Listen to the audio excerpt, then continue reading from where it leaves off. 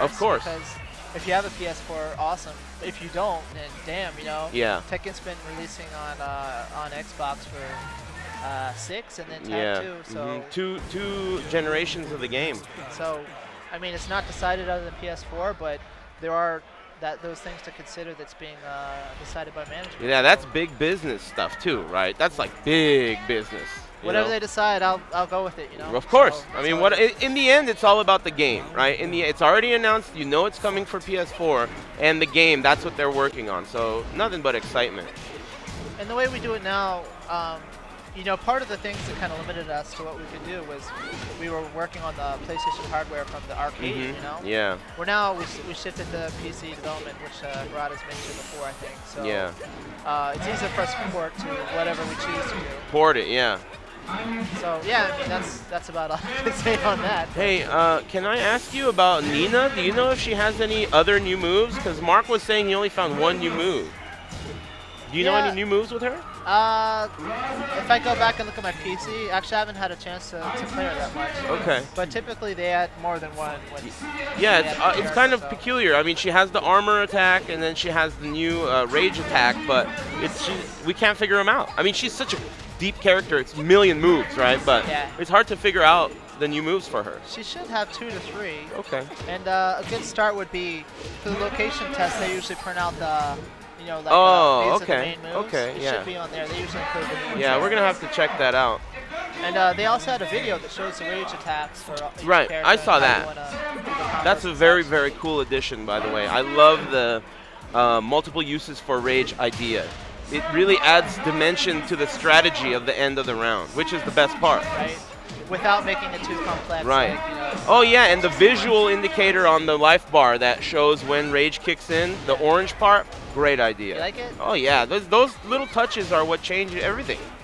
It's tough. You know, we were going back and forth with it between me and the... It's very subtle. It's not like a firm line that really is ugly, you know, or like an X on the screen or something. Yeah, well, I really like it. We never really want to be so digital with the rage either. Like, it's, you know, X%, right, something like that, because those kind of stats, I mean, you guys love that, but right? It's pretty jarring for a beginner. It's like the frame stuff, you know? Right. I mean, I've seen both sides of that, so I understand. Like before, I used to think that's for like nerds and geeks, yeah. Right? What are you, a nerd? But then you learn in installments, like okay, the Death Fist, you know, how do I beat that? You learn what to counter with that move and then a few moves, and then kind of branch on to more. So I just want people to keep in mind that we're trying to appeal to everyone, everybody, you guys, but also casual people. So yeah, maybe more so to casuals than people even think. You know, you got to remember, like you said, there's a lot of people that really all they're about is just wearing a Xiaoyu costume. Right. You know, so they need something to do too. But don't forget about record functions, for Christ's sake. Don't forget about the record function.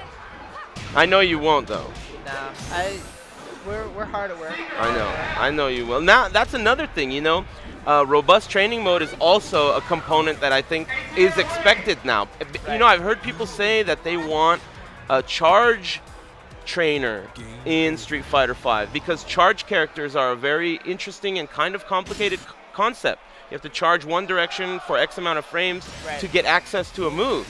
Right. But there's nothing in training mode that can give you any kind of training for that. So an idea like a visual, you know, James Chen tweeted that. You know, his idea is to have a visual charge gauge. Okay, it's full, now you have it. To teach you. Or like your charge and your character changes color. Something, anything, yeah. You know, those kinds of things I think would really go a long way. Oh, I can't say a whole lot, but I can say that at least this time, something that's new for the arcade is we have the training mode. I have seen that. And it's actually being expanded for FR. Great, great. So we already have that framework from the arcade, which makes it that much easier when we try to make the console. The last time I remember a Namco arcade game having a training mode is Soul Calibur 2. I remember that game had, like, you put in your coin and you got 2 minutes. Training mode, and you couldn't even do anything. It was just an opponent that doesn't move. Right. And if you ring them out, it starts over. Yeah. There was no settings. I saw Tekken 7 has lots of options in the arcade, which is cool. So, and it's going to be even better for this one. That's great. So, I mean, the framework's there, and it's turned out to be a solid game. Especially, you guys can see, you know, part of the surface like this. But, I mean, it's not like we're just sitting on our hands while we're waiting for the release. Definitely not. You can see it in their faces. Everybody's working hella hard. Yeah, man. I mean... Oh, that was sick. Can. And, you know, I would like to say also that, you know, after I don't know if these guys were made public, but for Tag 2, you know, a lot of the stuff we were able to do, the events and things like that, were because of these guys, you know, Carlson and Glenn and those guys that we had. Oh, yeah. And when they left, it kind of left a hole there. So we've assembled a really good team for the U.S. now. You can see the level of everybody's cool, man. Higher. Markman is on board. I mean, of course. He's a Namcop now. And we've got some cool things to talk about this weekend as well. I think we'll do later on stream about. That's a great question. So we were talking about the podcast. Do you know or have any idea what time you'd like to do it tomorrow? I usually do it at 8 p.m., but on Thursdays. 8 p.m. is like 11 here. So 5 p.m. Pacific. Okay, so we'll do 8 p.m. Eastern, which is 5 p.m. Pacific, and that's going to be with Lord Harada and Lord Michael Murray. Huh? Yeah, everyone's going to get big dinner, and we'll do it at 8 p.m. That'll be perfect. Tomorrow. That's tomorrow. So mark your... We're going to announce 10 new characters. And we're... Markman's been boozing up again. Did you get into Harada's stash? On the job? I hope the safety's on his pistola. Okay, so you Namcops, I know you're packing heat. I know. I don't need guns, man. No? Just your martial arts? Yeah, I know you've been training, you said, right? This guy, he's training Muay Thai, and so is Nobi-san. These guys are getting all buff. Isn't he? I didn't know he was doing any kind When of I was in Japan, at the moment when I said both of you guys have been working out, I thought you told me that both of you guys are training. No, he's like slimming down and okay. I don't know anyone on the team. There was this one dude who was Brazilian Jiu-Jitsu guy who was doing the animations, but we also have a capoeira guy at work. Oh, awesome. How does he feel about Eddie? Actually, he helped design it, so... Oh, really? Yeah. He's pretty big in Japan. So how does he feel about no Eddie in T7? You could ask him, maybe. Is there a potential for Eddie Christie in T7? It could be. It could really? Be. Maybe. So so then this is the more important question. If a character has a move that is clearly resembling or borrowed from another character, that doesn't necessarily mean the character's not going to be in. Nope. Okay, perfect. That's all I need to know. I don't want to know who's in. So like Horang has a bunch of Bake's moves. That doesn't mean Bake's not going to be in. Well, it just, right? I mean, because like honestly, when we were making 7, it was a tough choice to decide the roster. Yeah.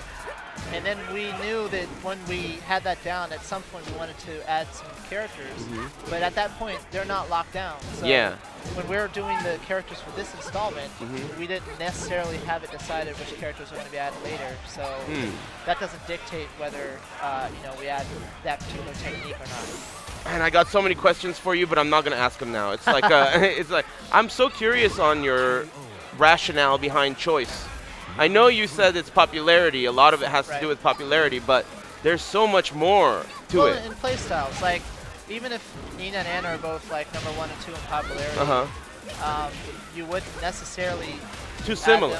Yeah, exactly. Right. So. Oh man, Anna players are. I kind of, as I'm saying that. Right. Like, you have to be. I don't want to get you in trouble. I don't want to accidentally get you in trouble. I mean, it's true if you think about it. Yeah, you know the makes logic, sense. Right? I mean, you said you don't want. You want independent characters to be unique, and that's a good thing. And I mean, read between the lines, you know. Right.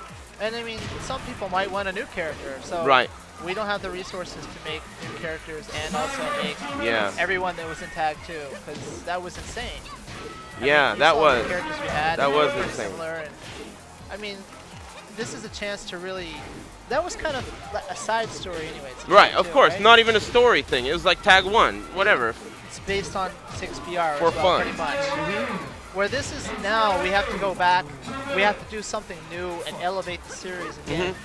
you know, this is the next actual numbered installment. Of course. We have to move the story forward. We have to, you know, focus on one-player modes and all this other stuff that people expect. So, I mean, really, we just don't have the resources to make 58 characters. And even if we did, is that still something we should do? Yeah, that's an excellent point. Is that the right choice? I personally think no. Yeah, but you're approaching that number so fast. Right. You know, you already have a lot of characters. You've said there's more coming. There has to be more coming. Right. So, I mean, you're going to get there in the end, it seems, right?